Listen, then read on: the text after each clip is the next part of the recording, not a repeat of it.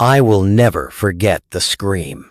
It wasn't the scream of a normal man. It was the kind of scream that made your skin crawl, that made people step back even though they weren't the ones in danger.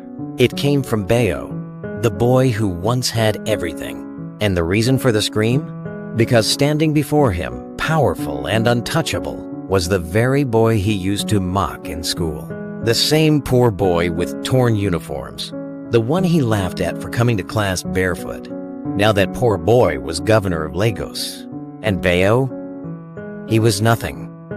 Just another street miscreant. Abandoned. Forgotten. Bleeding. Under a broken bridge. I grew up watching the whole thing happen. So believe me when I say this story is real. And if you live in Lagos long enough, you'll know that nothing here is ever certain. Rich today, poor tomorrow. Poor today, powerful tomorrow. We were 3 friends back then.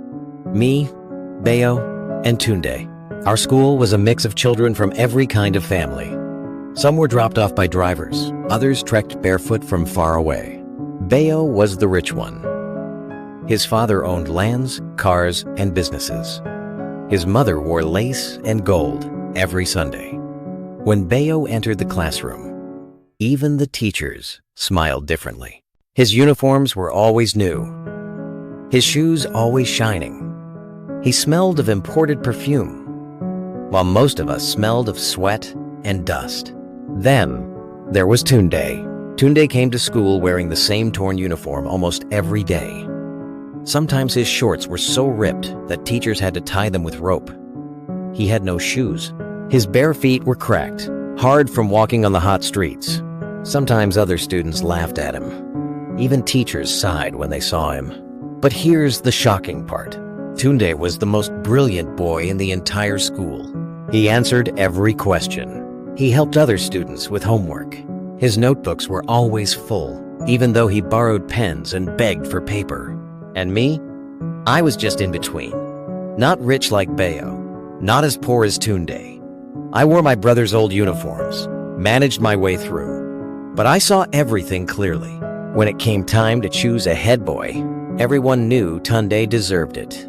Even the teachers whispered about it. He was responsible, disciplined, and respected. But on the day the announcement was made, the principal stood tall on the assembly ground and called out, "Your new head boy is Bayo." The whole school clapped, but many of us exchanged looks. We knew it was unfair. Tunde stood in silence, his hands behind his back, his eyes fixed on the ground. Later, when I asked him if he was angry, he just smiled and said, "One day, none of this will matter. One day, they will remember me." His calmness scared me more than if he had shouted. It was like he already saw the future. After secondary school, life separated us. Bayo went to a private university abroad. His father paid for everything. People still respected his family. Tunde, on the other hand, couldn't even afford higher education at first. He worked menial jobs carrying blocks at construction sites, cleaning offices, and helping bus drivers at motor parks. But in the middle of all that, he never stopped reading. I used to see him with old newspapers, borrowed books, even scraps of paper filled with notes. Lagos is not kind to the poor. Sometimes I'd see Tunde sleeping outside after work, hungry, but still clutching a book. He always told me, "This city will not swallow me. I will swallow it instead." Years later, tragedy struck. Bayo's father died suddenly. His mother followed soon after. The wealth didn't last. Relatives fought over the properties, businesses collapsed, and the family name disappeared like smoke. The boy who once wore polished shoes now roamed the streets. He started hanging out with area boys, smoking, fighting, stealing. Sometimes I'd see him at night, standing on street corners, his eyes red, his clothes dirty. When I greeted him, he barely recognized me.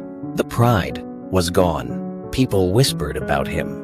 "That rich man's son, he's finished." Money really has wings. Pride comes before fall. But while Bayo was falling, Tunde was rising. He got a scholarship through sheer brilliance. He went to university, Then another scholarship took him abroad. He came back to Nigeria with big ideas, powerful friends, and a new confidence. One day, while drinking Gary in my small room, I saw him on TV.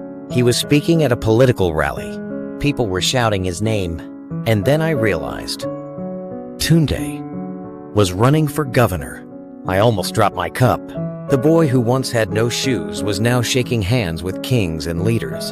And when the election came, Lagos chose him. Tunde became the governor of Lagos State. The most chilling part of the story happened some years later. It was a rainy night. A fight had broken out under a broken bridge. Street boys were clashing, bottles breaking, people shouting. The police stormed the place. And in the middle of it, I saw Bayo. His clothes were torn, his face swollen, blood dripping from his head. As they dragged him out, a convoy of black SUVs arrived. Everyone froze. From the biggest car, a tall man stepped out in a dark suit. Security men surrounded him. It was Governor Tunde. Bayo looked up and screamed. That scream haunts me till today. It was the scream of a man who finally understood he had lost everything. The same boy he mocked for being poor was now standing above him, powerful and respected. The crowd stared. Cameras flashed. And for the first time, Bayo begged. He fell to his knees, crying, calling out Tunde's name. But Tunde didn't say a word. He just turned, entered his car, and drove away. Bayo was left on the ground, surrounded by police, broken and forgotten. Sometimes at night, when I walk through Lagos and hear the sounds of the streets, I still think about them. The rich boy who became nothing, the poor boy who became everything. And I remember that scream. It wasn't just a sound of pain. It was a warning. Lagos never forgets. This city will raise you or destroy you. And those who laugh at the broken today may beg them tomorrow. Don't forget to subscribe to the channel, share, like, and don't forget to tell me where you are watching from in the comment section.